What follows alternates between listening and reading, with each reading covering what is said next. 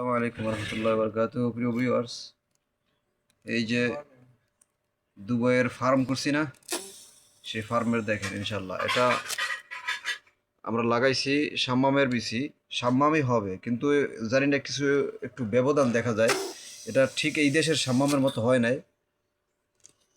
এই যে আগেও খাওয়া হয়েছে ছোট মোটো, কিন্তু এই দুইটা একটু বড় হয়েছে। আর সেম সেম দেখতে বাংলাদেশের বাঙ্গির মতো, ফুট ফুট বলে না সেরকম। কেন সামামের মতো হইলো না আল্লাহ জানে। তো কাটি আপনারা দেখেন, এই যে কাটা হলো দুবাই কৃষির ফল। এই বিসি কিন্তু সেই সামামেরই বিসি, কিন্তু লম্বা হইলো কেন? এই দেশের সামামের যে একটা হয় ডিজাইনটা, সেইটা আসে না, এটা আসছে বাংলাদেশের ফুটের মতো।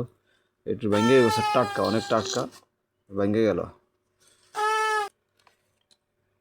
ভিউয়ার্স, এই যে কাটলাম, টেস্ট করা হয়ে গেছে, কিন্তু যেরকম মনে করছি সেরকম তো না।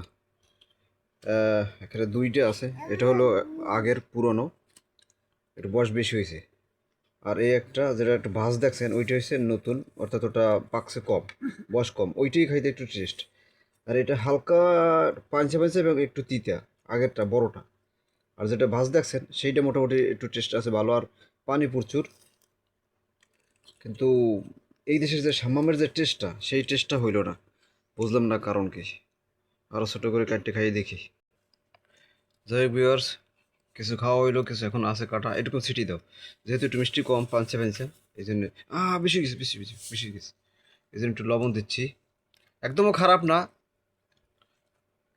খাওয়ার মতোই, সমস্যা না।